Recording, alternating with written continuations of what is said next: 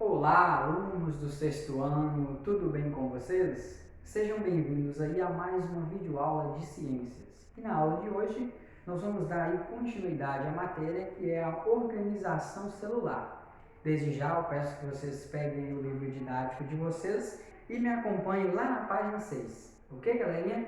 Bom, galera, nós vamos estudar aí, né, as células, que é a principal, né, organismo que temos aí no início da nossa estrutura. É claro que existem outras estruturas ainda menores do que a célula, mas isso aí é foco de estudo para outras séries mais acima aí de vocês. Vamos lá, qual a função da célula, galera? A função da célula, ela consegue efetuar aí, né, as principais funções do nosso organismo. Como aí nós temos que ela é responsável por fazer a respiração, né, a digestão, o crescimento e a reprodução dentro do nosso corpo. E a célula também ela combate aí, né, alguns organismos que tentam destruir, danificar o nosso corpo. Existem alguns seres aí, né? Todos os seres vivos são compostos por célula e esses seres podem ser classificados como unicelular ou multicelular, certo? Vamos ver aqui a diferença. Unicelular são aqueles seres que são formados por uma única célula só. A gente possui muitas células do corpo, mas existem alguns que só possuem uma só. E é o exemplo que nós temos aqui, né, da bactéria e dos protozoários.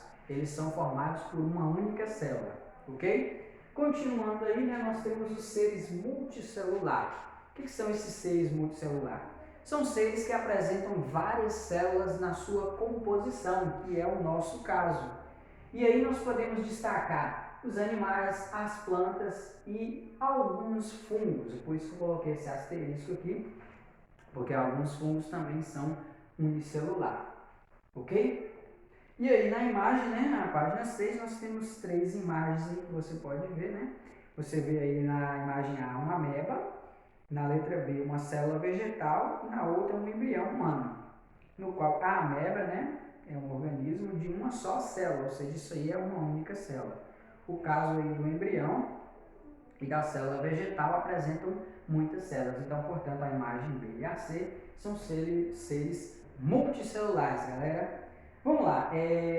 Existe também uma outra diferenciação quanto a esses seres, com relação à formação da sua célula interior. Alguns são chamados de célula procariótica, né? São aqueles que são chamados de procariontes, e tem aqueles que possuem uma célula eucariótica, que são chamados aí de eucariontes. Vamos entender aqui a diferença. Na página 6, galera, vocês estão vendo uma célula aí, né? Procariótica. Isso aqui é a célula da bactéria. O que é uma célula procariótica, galera? Não apresenta membrana separando o material genético.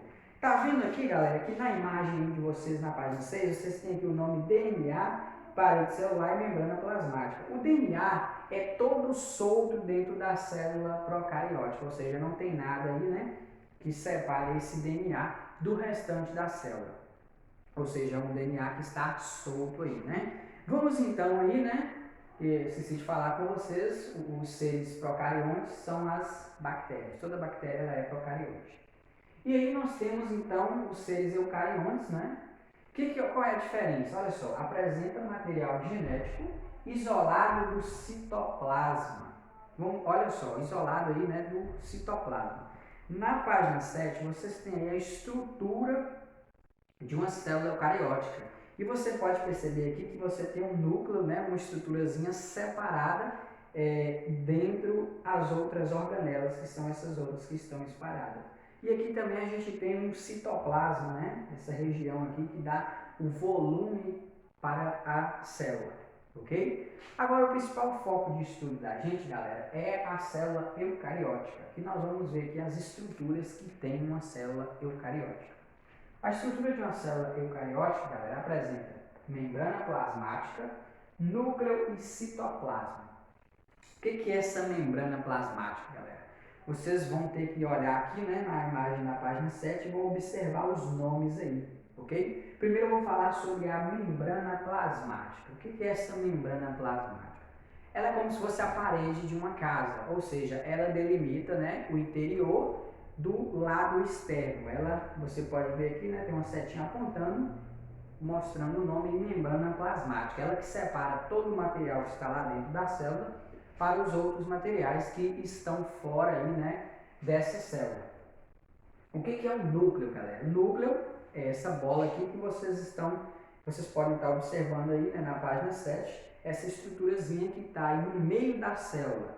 Ela é como se fosse o nosso cérebro. É ela que comanda as funções de toda a célula. Ela que dá aí, né, as ordens para todas as estruturas que temos dentro da célula. E aí nós temos o citoplasma. O que é esse citoplasma? Tá vendo essa região aqui azul no centro, galera? Como se fosse uma água e todos esses outros materiais aqui dentro? Isso que é o citoplasma. É um material gelatinoso aí, né? Que dá volume a essa célula. Dá o volume interno aí, né? Ou ficam boiando aí, né? Ou até mesmo afundado dentro dessa célula, o citoplasma. E dentro do citoplasma, galera, apresenta, né, algumas organelas, que são essas estruturas que estão espalhadas na página 7 aí, e que cada estrutura dessa tem uma função específica dentro das células. Vamos estudar aí, né, todas elas. Primeiramente, galera, eu queria que vocês fizessem uma leitura aí, né, da página 7 e a página 8, ok? Bom, primeiro nós vamos falar aí, né, sobre a produção de energia, e a organela responsável aí é as mitocôndrias. Na página 7 você está aí observando uma mitocôndria. Qual é a função da mitocôndria, galera? A função da mitocôndria é gerar energia para o nosso organismo. Para que serve essa energia? Essa energia ela serve para você poder caminhar, correr e fazer suas atividades do dia a dia. Como que essa célula faz isso? Essa estrutura dentro da célula, né? Essa organela, ela retira, né, dos alimentos que você consome e também do oxigênio, ela consegue transformar isso aí em energia, num processo aí chamado de respiração celular. Por isso que a cada momento que você respira, a mitocôndria, ela trabalha aí nessa produção de energia. E também, é por isso que a gente tem que estar se alimentando, né, a cada 3 horas, para a gente poder ter uma energia necessária para que nosso organismo funcione bem. E lembrando, né, nós somos seres que somos heterótrofos, né? Nós não conseguimos produzir o próprio alimento, assim, diferente das plantas. Por isso que a gente tem que estar sempre se alimentando, e essa mitocôndria ela vai transformando aí, né, essa estrutura, esses alimentos que a gente consome, em energia para o nosso corpo. Vamos então aí, galera, à página 8, que está falando aí, né, sobre a produção de proteínas, os ribossomos, que é essa estruturazinha aí que vocês estão vendo na página 8, esses pontinhos aí, né, dentro do citoplasma e nesses pontos aí, nesses tubos. Qual é a função dos ribossomos, galera? A função deles é a produção de proteína no nosso organismo. Para que servem essas proteínas, galera? Essas proteínas servem para a formação aí, né, do músculo, do sangue, da pele e dos órgãos internos que a gente tem no nosso corpo. E também quando a gente tem algum ferimento, alguma coisa, quando alguma estrutura do nosso corpo falha, esses ribóssomos aí eles vão produzindo novas proteínas para que o nosso corpo, né, faça o revestimento dessas estruturas perdidas aí, né, dentro do nosso organismo. Mais embaixo aí, né, você está vendo esses tubos aí. E para que servem esses tubos, galera? Esses tubos servem para o transporte de substâncias, que é chamado de retículo endoplasmático. Esse retículo endoplasmático é como se fosse uma rede de encanamento dentro do nosso organismo. O que acontece? Os ribossomos produzem as proteínas, ok? E esse retículo endoplasmático, ele leva essa proteína para todo o nosso corpo. Vocês estão vendo aí, né, na imagem da página 8, o retículo endoplasmático. Então, a função desse retículo é levar todas as substâncias para o nosso organismo. Mais embaixo aí vocês estão vendo, né, uma espécie de sacos achatados. E para que servem esses sacos aí dentro da célula? Eles servem para armazenamento e liberação de substâncias. e o nome dele é chamado de complexo golgiense. O que acontece? Vamos retomar aí, né, além do retículo endoplasmático, eu falei que é como se fosse uma rede de canos dentro do nosso organismo.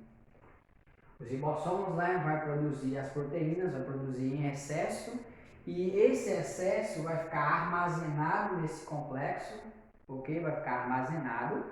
E aí, quando, por exemplo, no braço, você tem uma falta lá de proteína, esse complexo golgiense ele vai liberar essas substâncias para o retículo endoplasmático, que é o meio de transporte das proteínas, e aí vai chegar até onde está o problema aí no nosso organismo. Então, o complexo golgiense ele armazena as substâncias e quando está em falta aí no nosso corpo, ele libera essas substâncias, ok?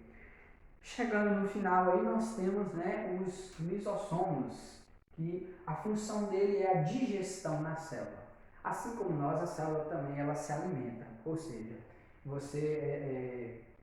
os nutrientes vão entrar na célula, né, de forma grande e esses lisósomos eles vão destruir, né, esses alimentos, vão quebrar esses alimentos, assim como a gente mastiga os alimentos antes de ingeri-los.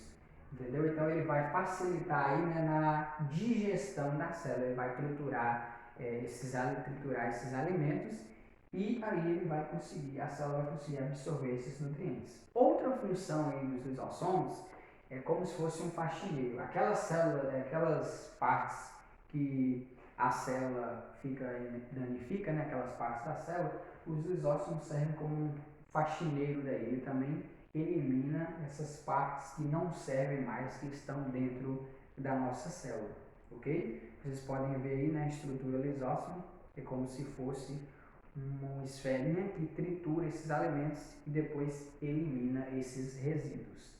Na página 9 vocês têm conexões, né, mostrando uma célula vegetal. Você pode observar que essa célula vegetal, galera, ela é bem parecida, né, com a célula dos animais.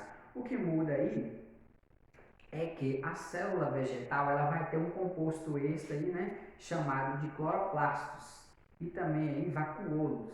Para que serve isso aí? Essas duas estruturas elas são responsáveis por realizar fotossíntese na planta, que é a respiração que a planta realiza, transformando carbono em oxigênio. Ok? A única diferença aí entre essas células é essa, que possui esse cloroplastos e o vacuolo, ok? Mas as funções são a mesma, a planta ela tem as mesmas estruturas, então, complexo golgiense, retículo endoplasmático, ok? Mitocôndria e todas essas funções. Muito bem, galera. Qualquer dúvida é só você retornar aí, né, o vídeo novamente, fazer uma leitura com bastante atenção das páginas anteriores e depois vocês vão fazer aí os exercícios que estão na página 11 e 12 do livro didático de vocês. E lá no livro de atividades vocês vão fazer a página 7, ok? Até a página 10, galera. Perdão, galera, deixa eu só confirmar se é isso mesmo. Página 7 até a página 10, galera. Desde já, bons estudos para vocês e até a próxima aula. Qualquer dúvida, né? Estou à disposição.